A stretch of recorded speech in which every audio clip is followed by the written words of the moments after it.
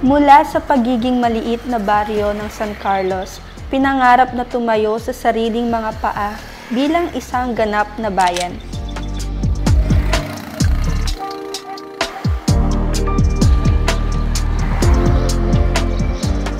Ang pangarap, sabay-sabay na naabot.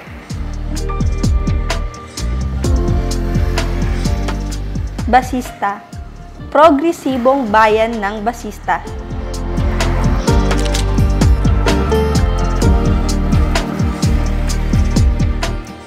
Ang pangarap na natupad taong 1961 hanggang ngayon, patuloy na pinanghahawakan, inaalagaan at pinapayabong.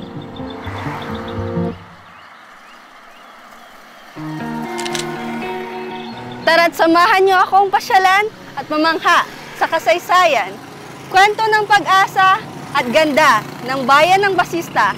I'm your friendly Sisi, Kyla, at ito ang Ganda Mo, Pangasinan. Simulan na ang pasyalan. Lang pumasat sa Pangasinan, balikan ang lahat ng magpasaya. Kalula, klasin ang taglay na ganda. Siguradong mag-enjoy ka. Kalula, pumasat sa Pangasinan, balikan ang lahat ng magpasaya. Kalula, klasin ang taglay na ganda. Siguradong mag-enjoy ka. Dalilan Pangasinan.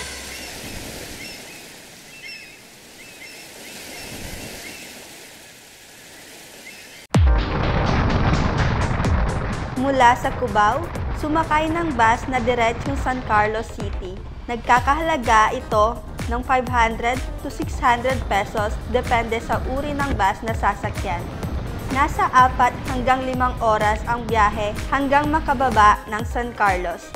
Pagdating sa San Carlos, sumakay ng pampasaherong jeep na nagkakahalaga ng 25 pesos o kaya na may 50 pesos para sa tricycle.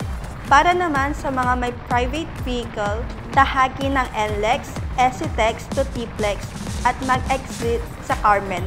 Dumaan lamang sa Santo Tomas, Alcala, Bayambang, 3 hanggang 4 na oras naman ang magiging biyahe mo.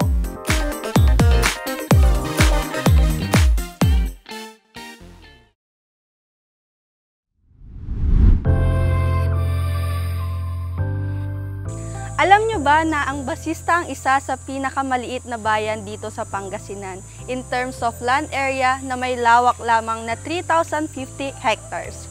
Pero, hindi ito naging hadlang sa pagiging progresibo nito. Back then, may hirap talaga, no? Napakahirap. At nagkaroon pa ng 3 beses na attempt para maging ganap lang na bayan ng Basista, no? Maraming tumulong, maraming talagang nagsakripisyo at nagtrabaho, no? At sa pangatlong attempt na bigay sa amin yung pagkakataon na maging bayan, no? At ganun pa man, hindi pa natatapos yung struggle na yon kasi nung mga panahon kasi na yan, may mga kailangang proseso na kailangan na gawin. Na-proclaim ang bayan ng Basista noong 1967 kasi hindi pwede ang executive order ng ating presidente before para lang maging ganap na bayan ng isang bayan. Kaya hindi pa natapos doon yung struggle ng pagiging ganap na bayan ng Basista. No, dumaan pa yung 7 taon para ma-confirm na ito ay isang bayan. Hinahayaan po namin kayo sa aming bayan, ang bayan po na home of the finest orchestras in Pangasinan, na kung saan marami pong mga orchestra, no? At dito po rin kayo makakakita ng mga produkto na galing sa agriculture, no? Marami po ng corn husk at mga latek po na kung saan kami po ay mismong gumagawa niyan. So again, sana mabisita nyo ang aming mahal na bayan ng Basista at hindi po kayo magsisisi. Ang bayan ng Basista, progresibong Basista.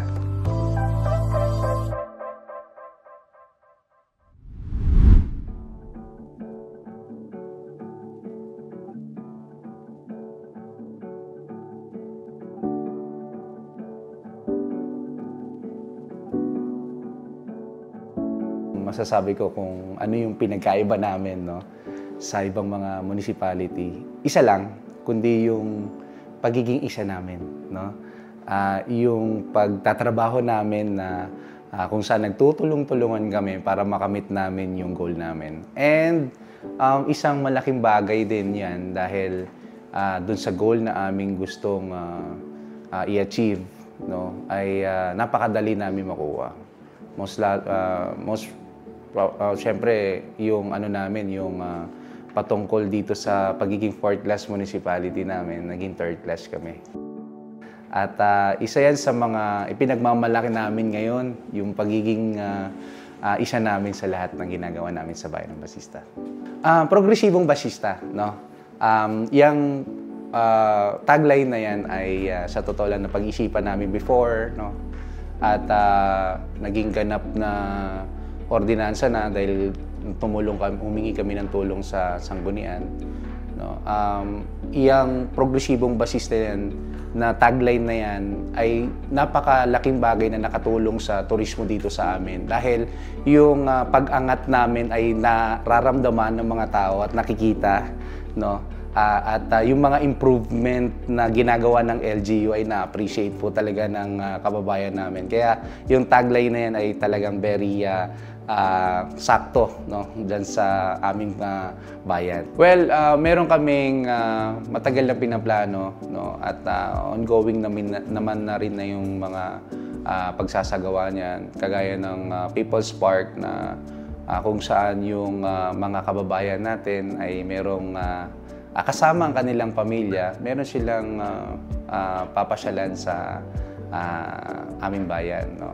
Ganon din ang improvement ng Eugenio Perez Park and ang Attorney Artemio Prias Park na kung saan isa yan sa mga una naming plano at ginawa namin ng ordinansa, no, dito sa bayan ng Basista. Mga produkto na kagaya ng corn husk, meron kaming latex production, no, dito sa Basista, no, at yan yung isa sa mga pinagmamalaki din namin, no. Siyempre, isa rin sa gusto namin i-promote ay yung Orchestra Festival na kung saan dito sa bayan ng Basista ay napakadaming orkestra. Kaya po nabansagan na Home of the Finest Orchestra in Pangasinan ang Basista.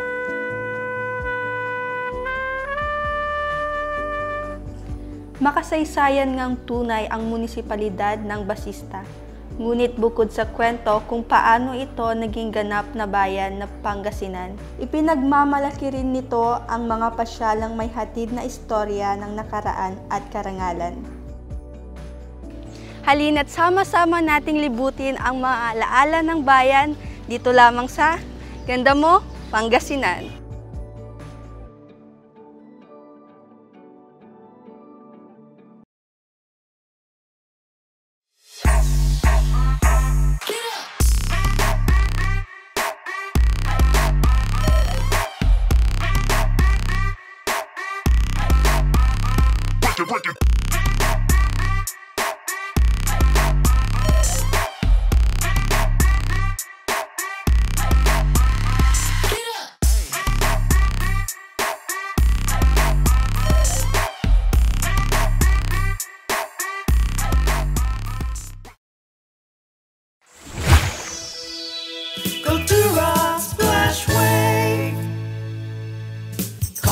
Have fun and enjoy the sun. Family and friends as one. Welcome to Cultura Splash Wave, a world-class resort nestled at the foot of the mountains. Have fun with the different waves at our amazing wave pool. Be thrilled at the heart-pounding giant slides. Swim to your heart's content at the uniquely designed dolphin pool. Be a child again with your family and friends at the Water Factory. Enjoy the comforts of your home at the spacious, elegantly furnished, air-conditioned rooms. Celebrate the best times of your lives at Juliet's Legacy Hotel and Pavilion. Face your fears at our Skywalker. Relax and find your calm at our Fish Spa. Located at Cares, Pugo, La Union. Live the adventurous life with Kultura Splashwave. Join us now, come on, Kultura Splashwave. Kultura Splashwave. Come have fun and enjoy the sun. Family and friends as one. In the waters, join us now, come on, Kultura Splashwave. See you there. Kultura Splashwave.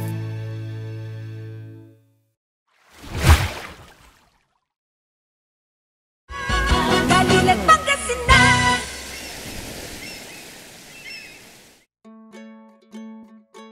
A man of discipline, integrity, and an advocate of public service.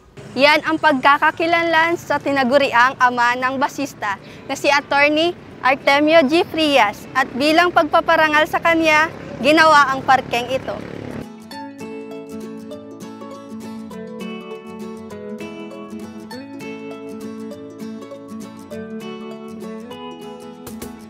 Sa parking ito, ginugunita ang founding anniversary ng basista at syempre ang kapanganakan ni Attorney Artemio G. Frias.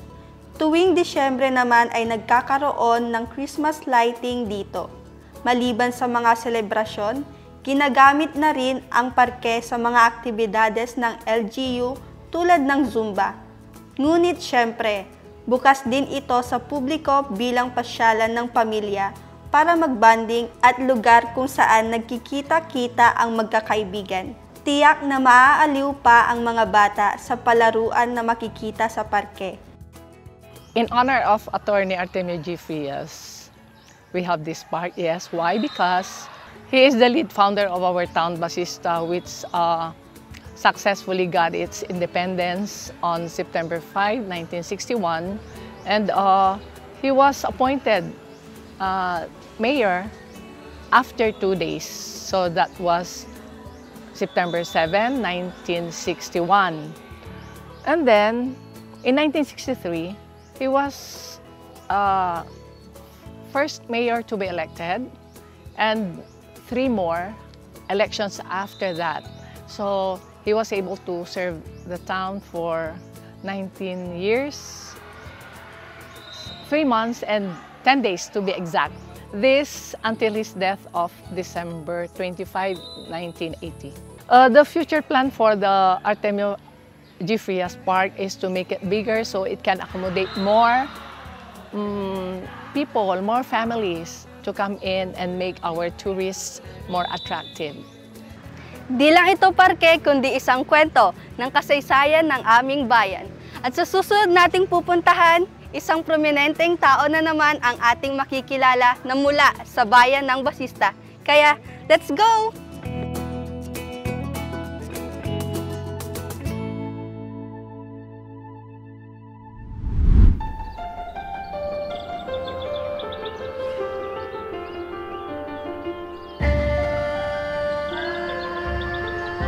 Two to 3 minutes mula sa sentro ng bayan, mararating ang Barangay Ubong, kung saan matatagpuan ang historical marker ni Speaker Eugenio Perez.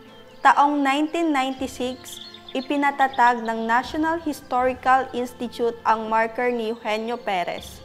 Siya ang unang speaker ng House of Representatives sa Pilipinas at isa siya sa mga sumuporta sa pagiging ganap na bayan ng Basista. Si Eugenio Perez talagang galing ng mahirap din at naging abogado. Talagang matalino, naging magandang abogado.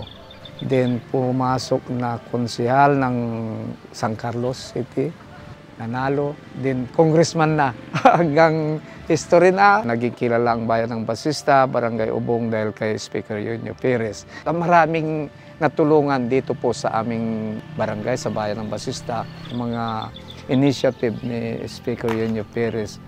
Hindi nakakalimot ang mga basistan sa nakaraan, sapagkat napapakita nila ang pag-alala at pagpapahalaga kay Eugenio Perez sa pamamagitan ng pagpapanatili ng kalinisan sa paligid.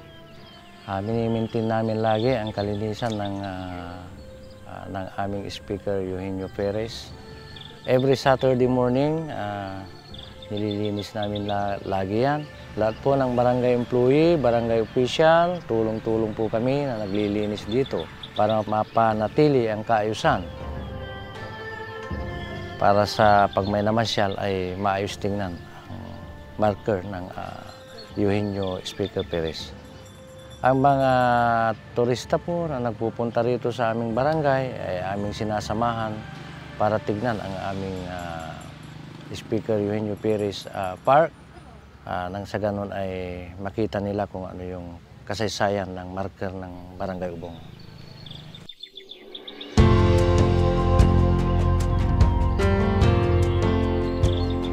Dito sa parke, makikita ang bahay kung saan ipinanganak si Eugenio Perez. Ang pundasyon nito ay napanatili at tuwing komemorasyon ay pinapaayos upang mapreserba ang mahalagang kasaysayan ng bayan. We intend to make more development, as you have visited it, we don't have yet the fence, we don't have yet the gate, and hopefully in a year or two, we'll be able to put out those plans. And then we also have this plan of making it more known to students, especially, that we have this pride of Speaker Perez and that he was born right here in Basista. We intend to have this program of having the attention of all the schools and another for the barangays. We will be conducting information dissemination as to the content of the Cultural Heritage Mapping Book. Kasi nga po nakapaloob doon yung tungkol kay Eugenio Perez. Sana ma-invite natin hindi lang po mga taga paligid ng bayan ng Basista, kundi po national, sana po mapasyalan ito para makita nila kung saan ipinanganak ang isang matalino, one of the longest Congress Speaker of the House ng ating Kongreso.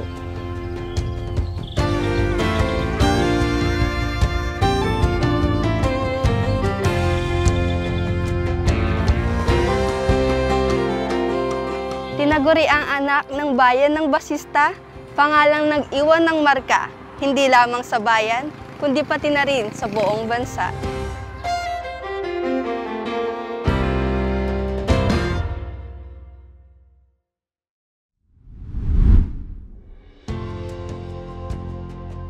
Isa pang marka ng isang lugar ay ang bahay ng pananampalataya at pag-asa, tahanang nabubuklod ng isang bayan.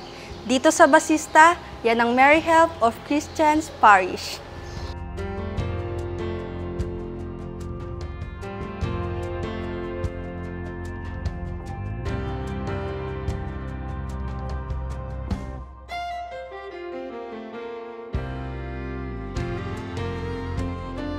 Ang Mary Help of Christians Parish Church ay bahagi na ng kasaysayan ng Basista. Mararating ang simbahan dito sa CP Garcia Street, Barangay Poblacion, 2 to 3 minutes mula sa sentro ng bayan.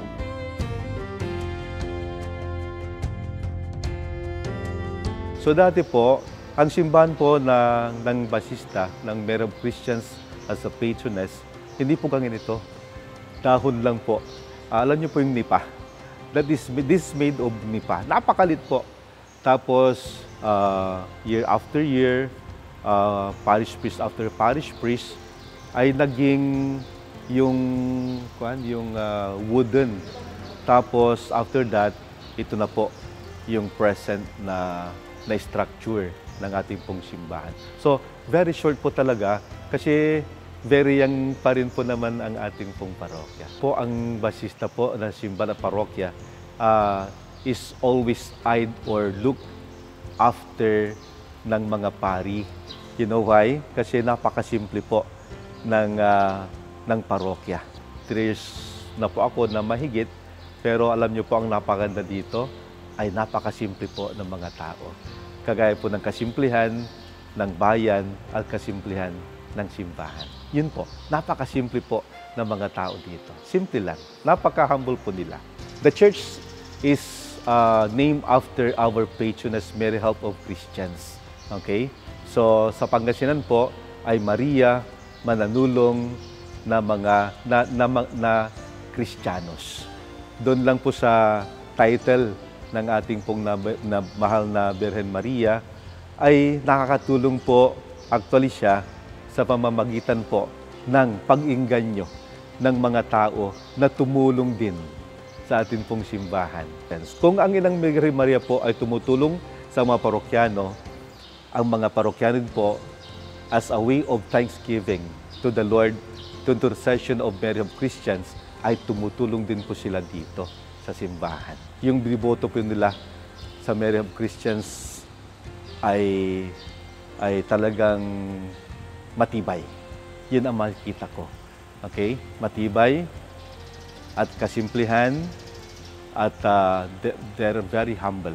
So ang ating pong mensahe ay please continue with the devotion to Mary of Christians. It would matter a lot if we continue in our faith and in devotion to Mary of Christians. Hindi maikakaila na ang pagkakaisa ng komunidad ay nabubuo rin dahil sa pananampalataya. At tulad ng Mary Help of Christians Parish ay ang mga produktong nagiging daan patungo sa magandang samahan ng bayan. At sa pagbabalik ng Ganda Mo, Pangasinan, yan ang ating matutunghayan.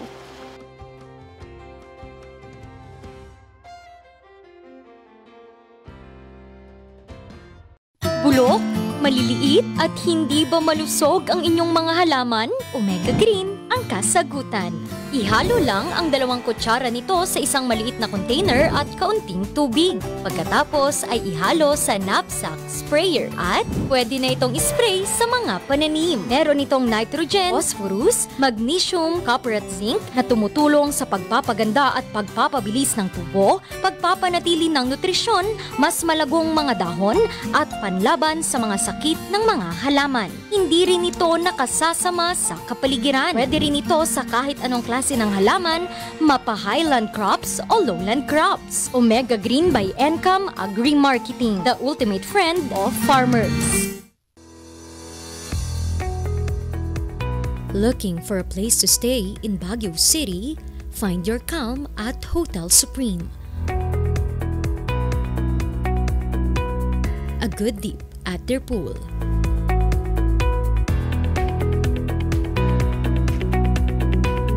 Clean and comfortable rooms with a view.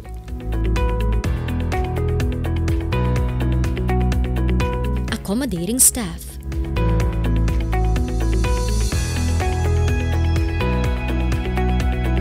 You can also enjoy a sip of coffee at their coffee shop. Good food for a good mood at their restaurants.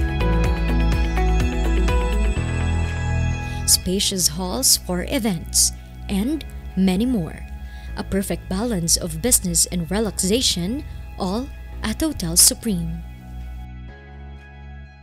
Balilan Pangasinan!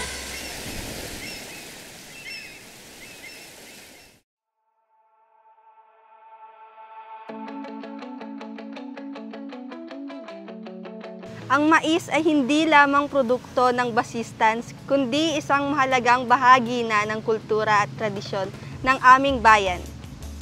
Dito, ang balat nito ay ginagamit sa iba't ibang paraan. Kilalanin natin ang Corn Crafters Association ng Basista na gumagawa ng iba't ibang produkto mula rito.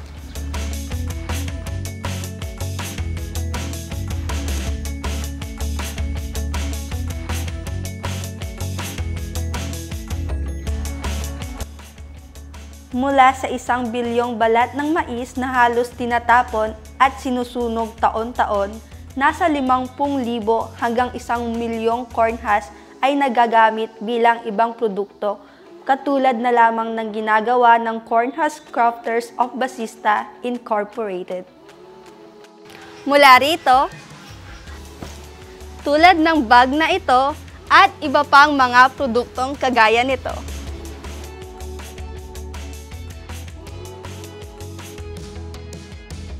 The association started in 2016, offshoot ng Crafters Joy, which is the single proprietor product company, which started in 2006 and na-register sa DTI 2007. It started because of the need. Ang masakit noon kasi our town, Basista, is a fourth-class municipality, mainly involved in farming. 80% of the population are farmers. And we don't have irrigation. Rain-fed lahat yan. So, ibig sabihin, farmers don't really have that much profit margin when it comes to their produce, no? So, the livelihood, the cottage industry was a very big help for them. So, I thought about it na ano kayang ipapalit because I was also involved in the industry, delivering finished products from here to Manila to exporters. So I thought about what can I do? So what else is there? Because the people are so industrious and very, sa crafting, they are really good, no? So sabi ko, it has to be something that is available, yung material. And since I am also involved in climate change, masyado ako maaga sa climate change. I was really into environment, something. So I thought it has to be something that is available and that people will not be spending on the material. So sabi ko, kaya siguro ng ano. I watched a television program featuring corn husk. They're doing it in General Santos City. So I got interested, pero it took me 2 years before I got in touch with the owner of the yung gumagawa nun. We developed different kinds of flowers kasi alam na namin yung niya, yung how to do it, no? Yung basic niya. So we knew how to do that. So we made different kinds of flowers. And then sabi ko, baka meron pang pwedeng gawin. And then we were able to develop the rope. And from the rope, ayun na, we made bags, baskets, and everything. And corn crafters, after how many years? 2007 eh. 2006 ako nagpa-training. 2007, I developed ang hirap talaga. That's what I've been telling the government. If you train people, there has to be a market for what they're going to do. It's very hard to market kasi very, very hard to break the market, especially with this kind of products, no? We have members from, ako kasi yung president ng PhilExport Region 1.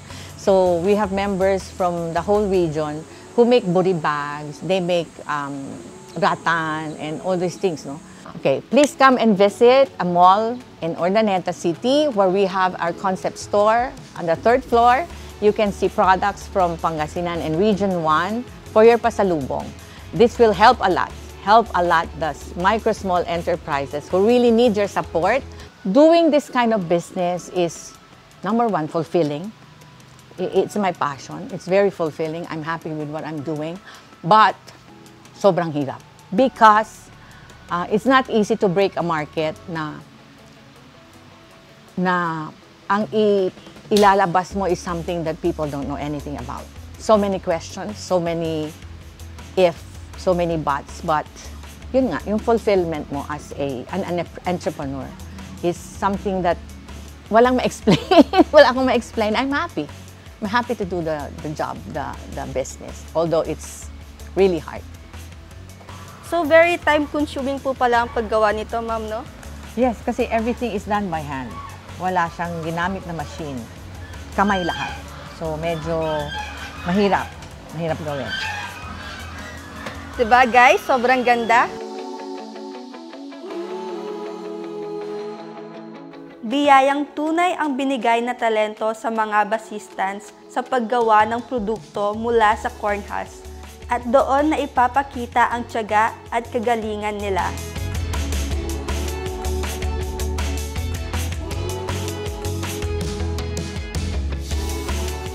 Ginawa po namin itong OTOP considering that all the raw materials are available here in Basista.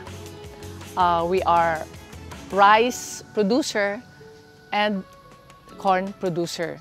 So ginawa po namin siyang OTOP namin. Plus the fact that corn husk products through Crafter's Joy has been introduced not only within Pangasinan but even outside Pangasinan. Kilalang-kilala po yan. Napapanood yan. Kumilos ang Sangguniang Bayan namin with the request also of our municipal mayor na i-declare ito as our OTOP. Nakatulong ito sa bayan in the sense na isa siya sa dahilan kung bakit nakikilala yung bayan namin. That we have this crafter's choice in Basista. Sa mga tao naman, sa mga basistans, okay, nakakatulong in the sense na yung paglulubid, bago kasi kayo makabuo na isang corn husk products, meron muna yung dadaan muna yan sa gagawa sila ng mga lubid. Except for some other products, but most of the products I believe ay dadaan muna sa doon maglulubid yung mga basistans, yung mga tao, and nagiging income nila yon. Nasa bahay lang sila, yet they are earning for their family. Kung produkto lang din naman sa Basista ang pinag-uusapan, isa sa mga produkto ng bayan na ibinabalik ay ang latik.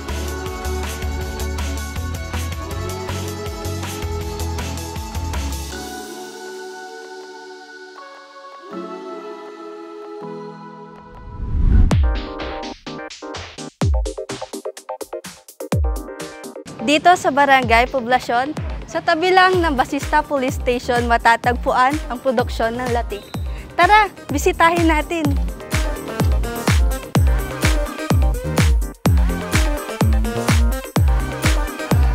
Hello po! Ang latik ng Basista ay nanguna sa larangan ng paggawa nito sa probinsya, ngunit ang produksyon ay unti-unting nawala sa bayan. Kaya naman, naisipan ng lokal na gobyerno na muling buhayin ang produksyon sa sentro ng bayan.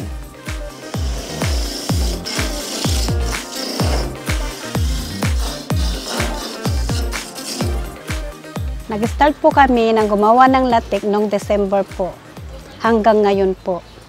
Marami pong naging benepisyo po sa paggawa namin ng latik. Marami kaming natutunan, kakatulong din sa pang-araw-araw din po namin. Nakakarating po sa ibang lugar, nakakarating po ng Canada, hindi kung saan-saan lugar po. Maraming order po. Masaya dahil kilalang-kilala na po ng Basista ng latik po. Kakaiba ang latik na ino-offer ng bayan sapagkat di lamang basta-bastang niluluto ito sa gata. Dahil ito ay nilalagyan pa nila ng katiba na gawa sa nilutong gata at sinakob, bago pa ito isalang sa oven. Matapos ang 1 oras ay hahanguin na ito mula sa oven at palalamigin sa loob ng 3 oras bago ang packaging.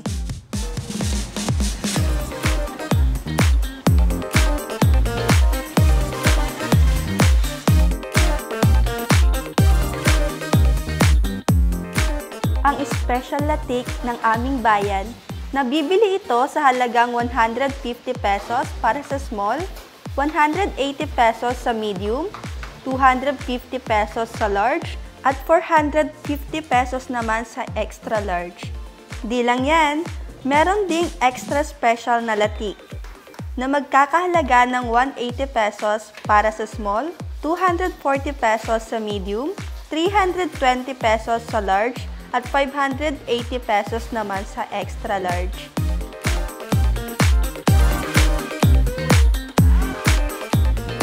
Before, it's just like it's only a dream. Pero nung makita namin na pawala na yung mga producers ng latik dito sa bayan namin, tinawag po natin itong mga maglalatik. At tinuruan natin sila kung paano gumawa ng latik na gawa sa oven. Ate, gaano po katagal bago po maluto yung latik? Kung dito, 30 minutes. And then sa oven, 1 hour. Paano po malalaman kung pwede na po siyang tanggalin sa kalan? Makikita mo rin pag tuyok na. We tried to put up a building for them, exclusive for these latik producers. Dahil sa produktong yan ng suman at latik, ang ating mga UMake, this organization, the UMake members are now enjoying. So very successful na ang ating facility sa ngayon.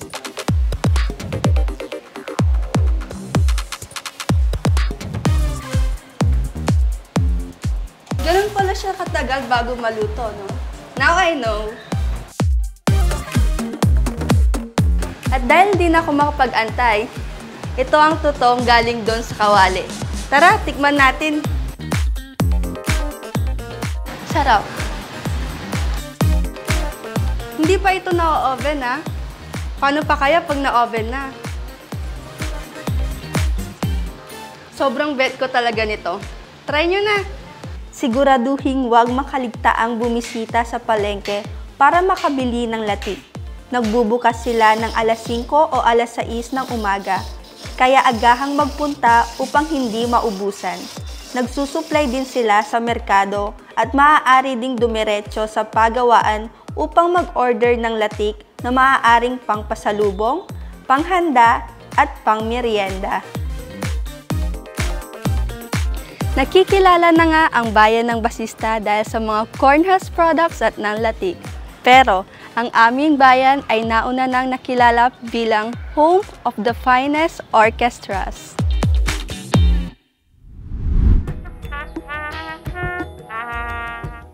Mula sa isang pamilyang musikero, lumalim ang kanyang pagmamahal dito at nagpatuloy siya sa pag-aaral at paglinang ng kanyang talento.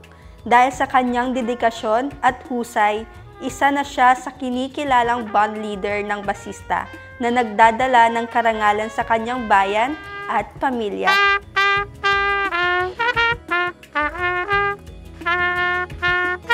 Nag-start ako 2001 as a trumpet player hanggang until now sa Esting Caranto Orchestra. Kumbaga mana sa mga ninuno namin as a lahat sila musician. Blood of musician kami, mga karanto. Ngayon hanggang sa na-develop yung mga namin, hanggang sa matutunan namin kung paano bumasa ng nota, at the same time how to play a good music, and then yun hanggang sa nandito na kami hanggang ngayon as naging band leader. Nag-umpisa yan as my grandfather and then my uncle. Yung uncle ko kasi pumunta na ng nag-migrate siya ng Canada. So kailangan naming i-maintain yung legacy ng Esting. Kaya ako yung apo, ako ngayon ang nagiging band leader. Para sa akin kasi hindi siya competition. Kumbaga kailangan mapasaya mo yung mga tao. Gawin mo yung best mo, pagandahin mo yung grupo mo, yun lang. Kasi pag nakipag-compete ka, hindi maganda, hindi na siya music. Yung banda namin, nakakarating ng Ilocos, sa East, dyan sa Isabela. Mostly dito sa Pangasinan, talagang libot na po namin lahat ng mga bayan. Proud kami as tiga rito sa Basista. Kasi pag napunta kami ng ibang bayan, saan po kayo galing? Tapos, legendary itong Basista sa mga orchestra.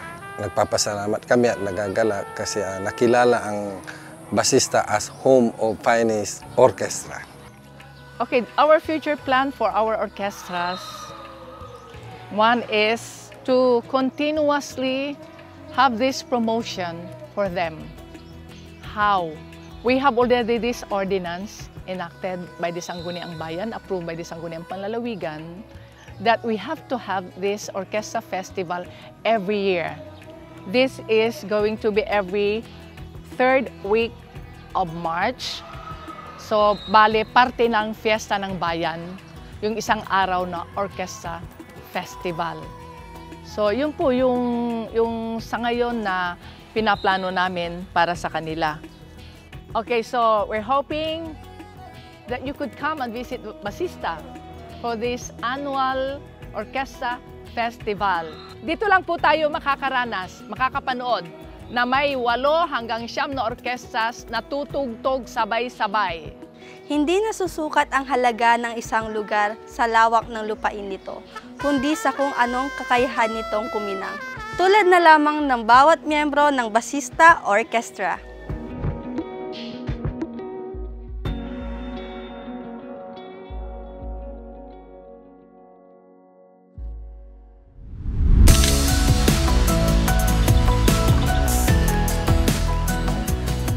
Lumaban upang makamit ang pagiging ganap na bayan. Patuloy ang pag-unlad dahil sa sakripisyo at determinasyon ng nakaraan. Isang bayang makasaysayan at bayang puno ng pag-asa, progresibong basista.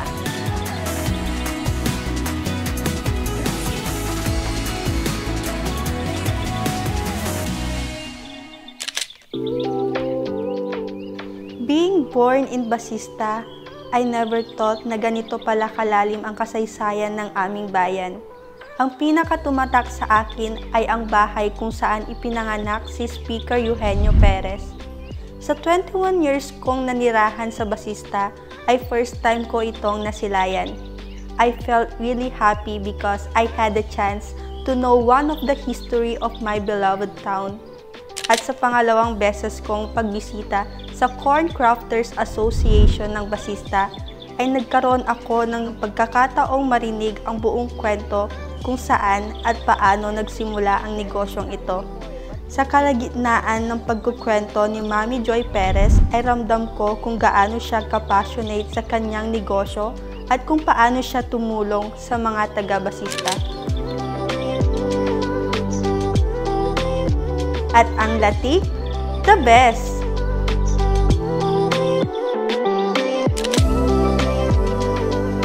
There are so many things I can be proud of being a Basistan. At kahit maliit ang aming bayan, I can proudly say that we are moving forward to a brighter and more successful future. Progresibong Basista!